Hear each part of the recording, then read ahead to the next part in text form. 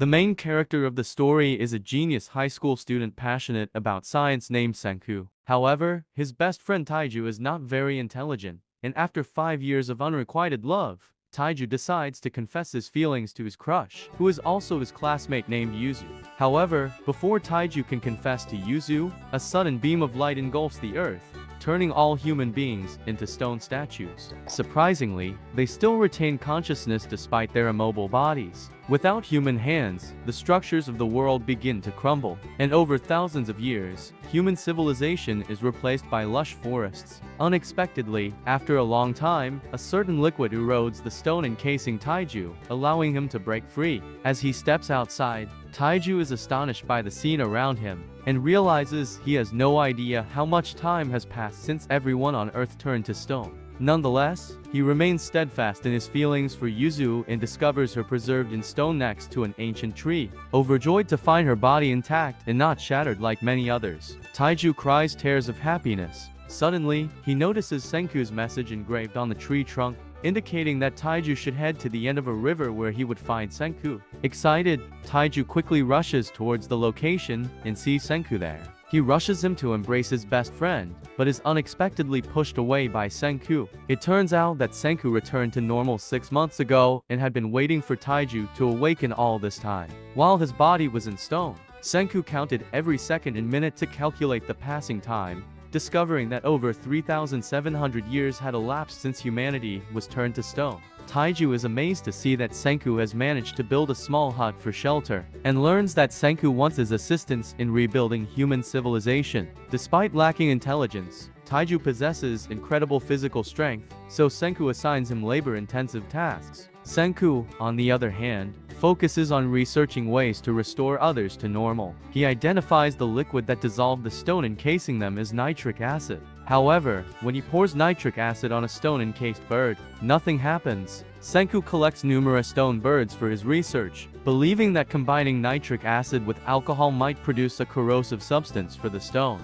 Together with Taiju, they search for fresh grapes to make alcohol and distill it into a solution. Creating a stone-dissolving compound without harming the person inside proves to be challenging, and after over a year of research, Senku finally succeeds.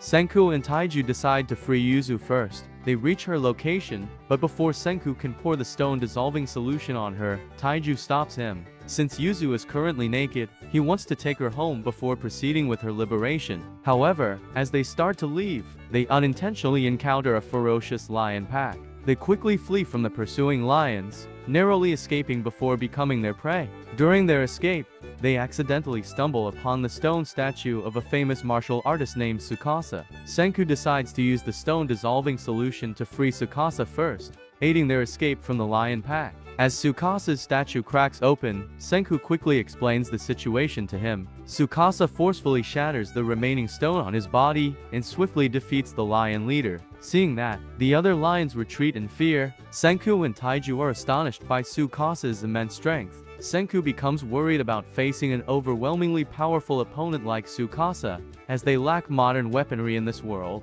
making Tsukasa seemingly invincible. Soon after, Senku and Taiju bring Tsukasa back to their camp and recount the entire sequence of events. Tsukasa proves to be a kind-hearted person and not as dangerous as Senku initially thought. Thanks to Tsukasa's exceptional strength, Senku assigns him the task of hunting for food, while Senku focuses on preserving and storing the gathered food without spoilage. With Tsukasa's contributions, their group no longer worries about food scarcity. When Senku asks what is most necessary for restoring human civilization, Taiju, the idiotic friend, suggests smartphones. However, Senku reveals that the essential item they need is calcium carbonate, which can be found abundantly in seashells. He instructs Taiju to collect seashells from the beach and grind them into powdered calcium carbonate, which can be used for soil improvement in agriculture and mixed with sand to make lime for construction. Additionally, when combined with other substances, calcium carbonate can be used to produce soap. Witnessing Senku's talents, Tsukasa develops a deep respect for him.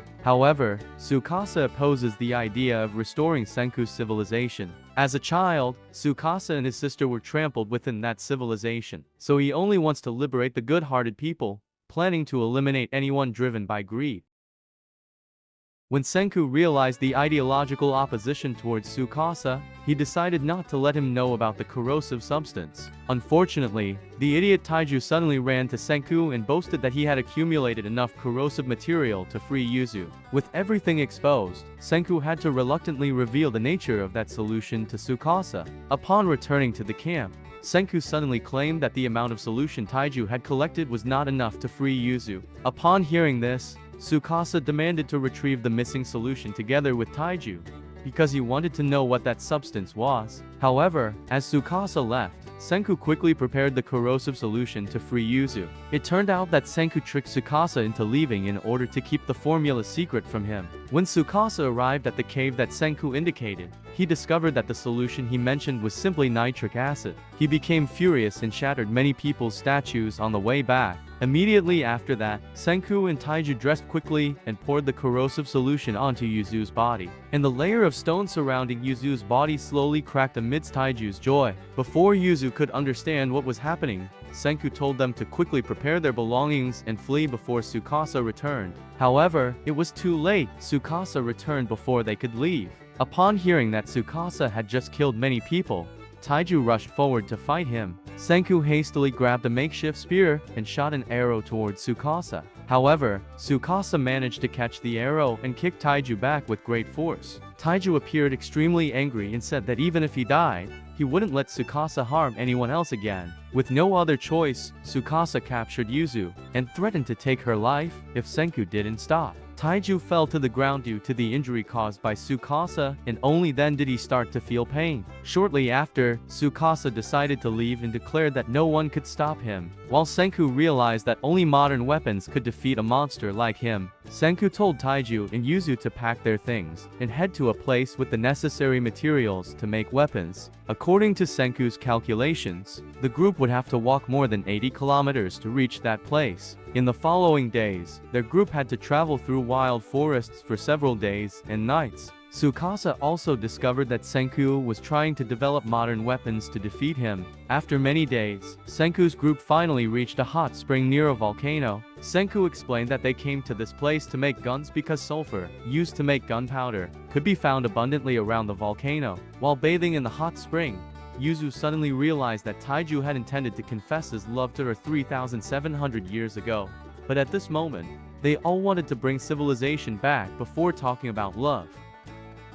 The next day, Senku gathered enough necessary ingredients to make gunpowder. He mixed sulfur with charcoal and other compounds, then crushed them. Taiju, on the other hand, held a whole rock to help Senku crushing, causing the bag of gunpowder to explode. Upon hearing the noise, Tsukasa quickly ran to the volcano to prevent Senku from creating the gunpowder. While they were cleaning up the fire, Senku's group suddenly saw another smoke column rising from a distance. They realized that there were other people besides them on Earth. Senku immediately mobilized Taiju and Yuzu to make a bigger fire to signal the other group, regardless of the risk of Tsukasa discovering their location. Tsukasa had already approached and saw the smoke caused by Senku's group. While Yuzu was gathering firewood, she was unfortunately captured by him. Tsukasa then brought Yuzu to Senku, intending to make him stop creating gunpowder, because he was afraid that Senku would bring back a world filled with war, just like before. Senku calmly revealed the truth that Tsukasa was only concerned that when modern weapons were created, Tsukasa would no longer be the strongest. Tsukasa no longer hid his intentions and used Yuzu's life to force Senku to reveal the formula for the corrosive solution. Hearing that, Yuzu had accepted her fate and wished for Senku to keep the secret of that compound regardless of her life.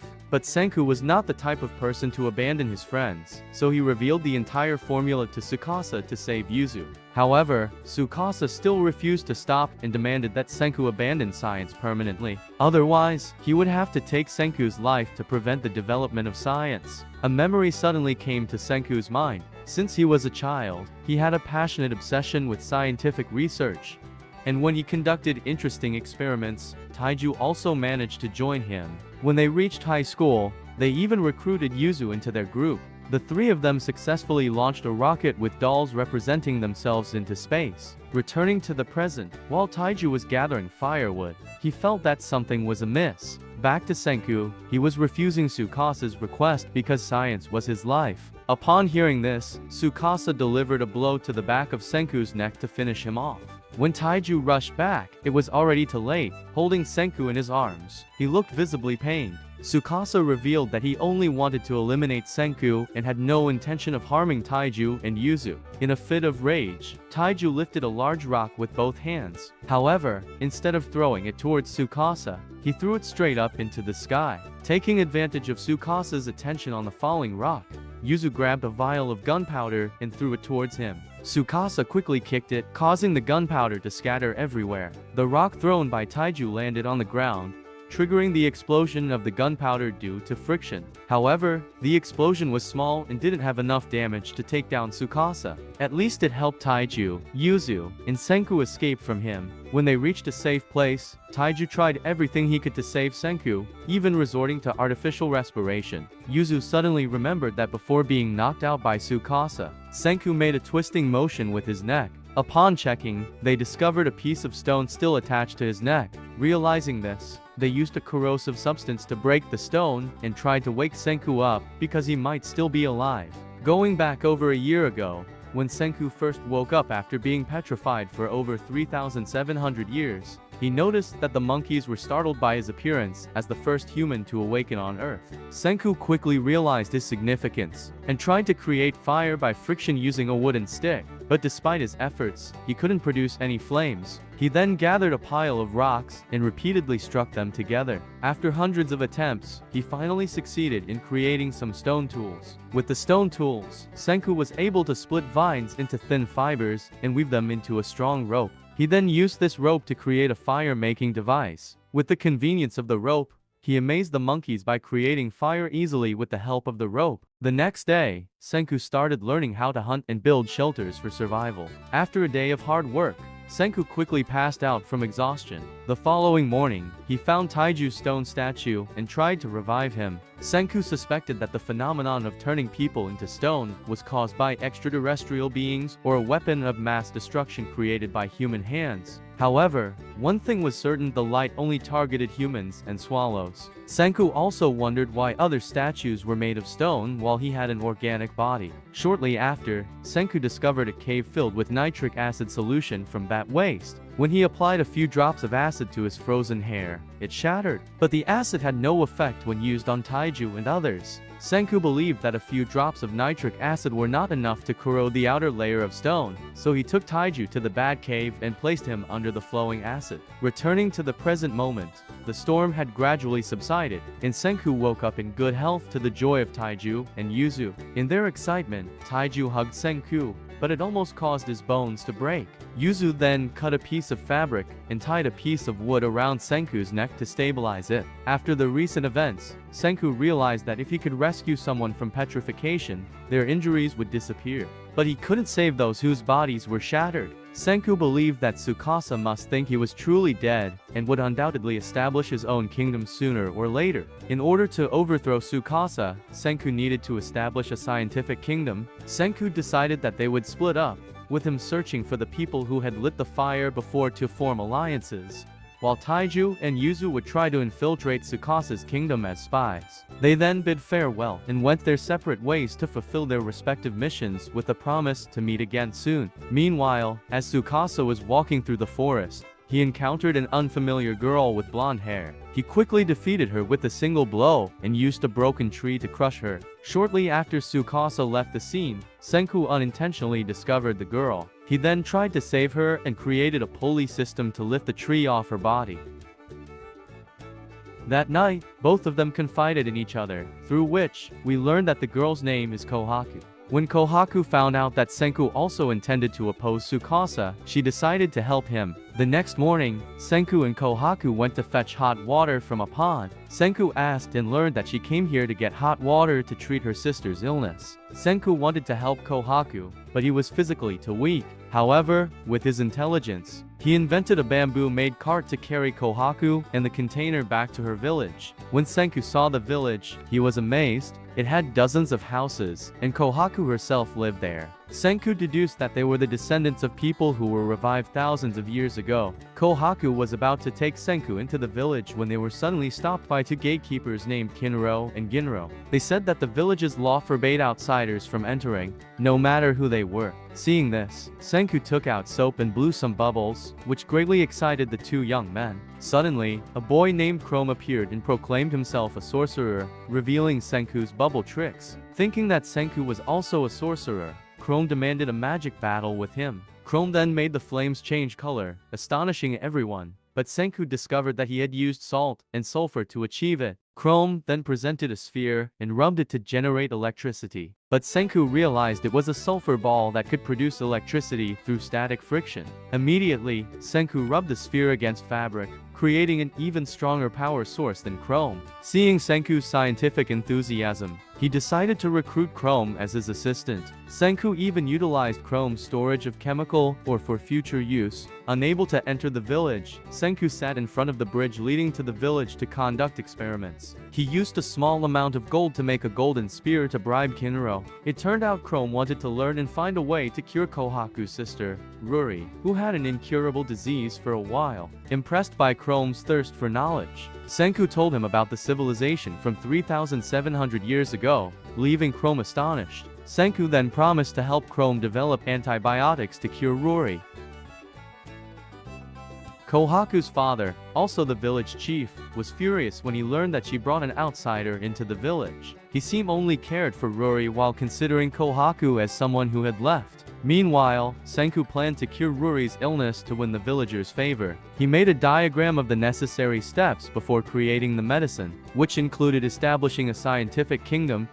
That night, while talking with Senku, Chrome was amazed to learn that the Earth was continuously moving in space, and while observing the stars, Senku noticed that the Earth's axis had shifted slightly compared to 3,700 years ago. Suddenly, Chrome showed Senku a rock that could rotate along the north-south axis, impressing Senku, as it was a magnet. The next day, Senku, along with Chrome and Yuzu, used the magnet to attract iron powder from the river. While they were searching, Senku spotted a drifting coconut. It turned out to be a girl wearing a coconut mask named Suka. Seeing that they were looking for something, Suka immediately came to help. Senku then gave her a magnet to search for iron powder together with everyone else. After collecting enough iron powder, Senku built a furnace to melt the iron at 1,500 degrees Celsius. They then had to continuously fan the flames to reach that temperature. While they were working, Ginro wanted Senku to give him a silver spear, but his older brother Kinro refused, fearing that Ginro would have a better spear than him.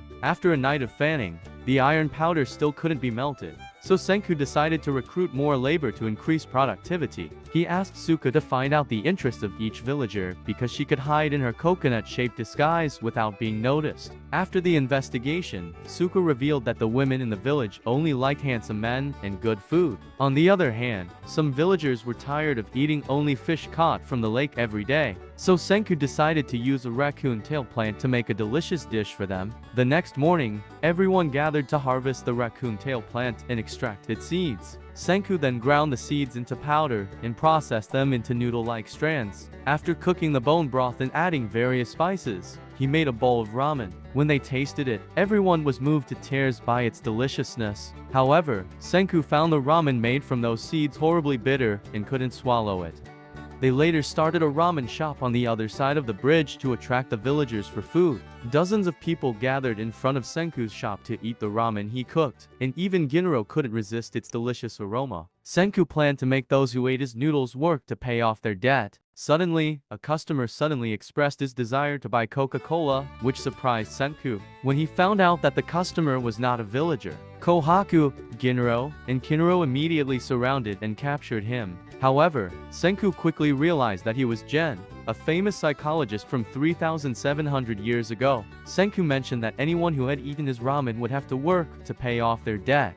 So he captured Gen along with the villagers, who were greedy for food, and made them blow oxygen into a blast furnace to melt iron. It turned out that Gen was Tsukasa's spy sent to investigate whether Senku was really dead. But after seeing the blast furnace and Senku's intelligence, he considered switching sides. After melting the iron powder, Senku poured it into a mold and created a large iron rod with the purpose of making a generator. Hearing Senku's plan, Gen was astounded. Suddenly, a thunderstorm approached along with dozens of lightning strikes across the sky. Senku immediately planned to seize the opportunity to use the lightning in the storm to create magnets for the generator. Senku used a jar of varnish to create an insulating layer for the newly forged iron and then made a short copper wire, tightly coiling it around the iron rod. Suddenly, a thug from the village named Magma thought that Senku's group was performing witchcraft to cause the storm, so he and his gang crossed the bridge to confront him. However, Gen intervened and stopped them,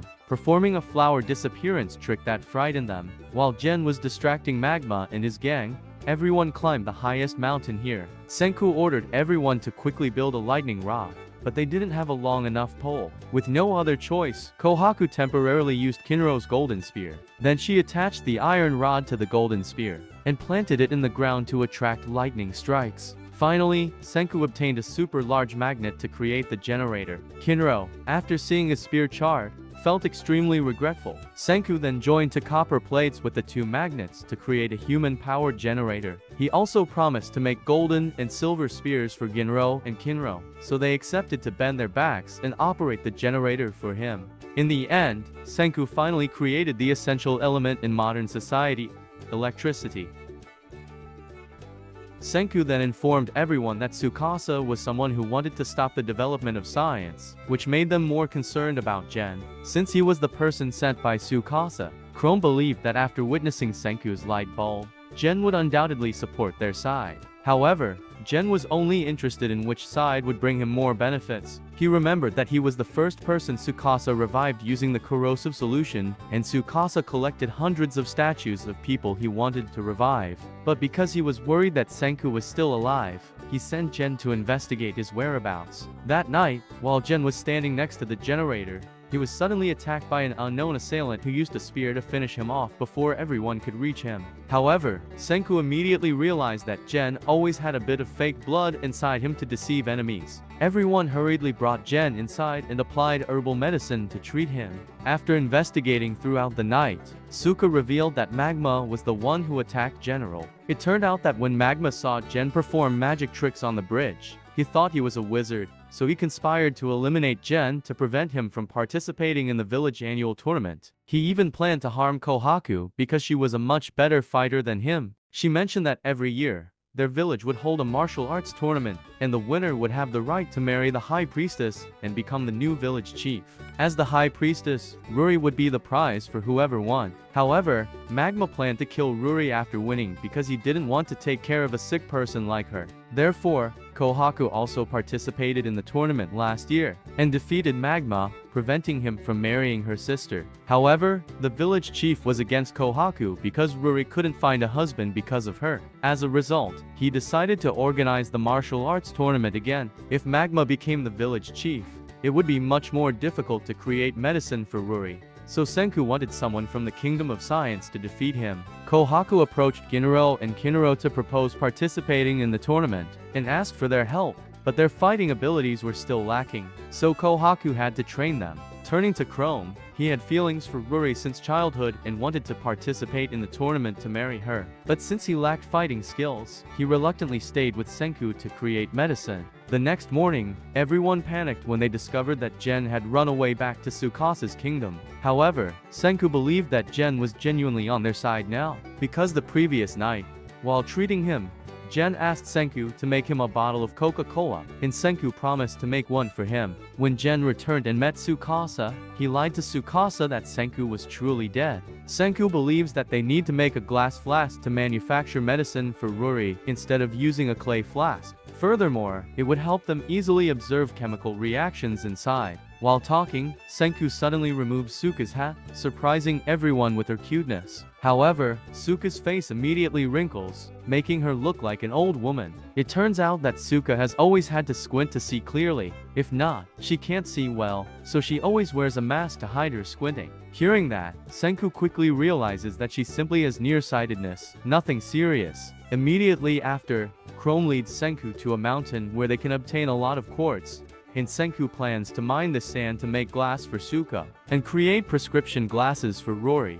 Upon returning home, Senku grinds the sand into powder and then heats it with some other substances. He adds a bit of lead to the mixture so he can make a transparent lens. Senku then polishes the lens to fit Suka's eyes and inserts it into her hat. Once she puts on the hat, she now can see clearly without any blurriness.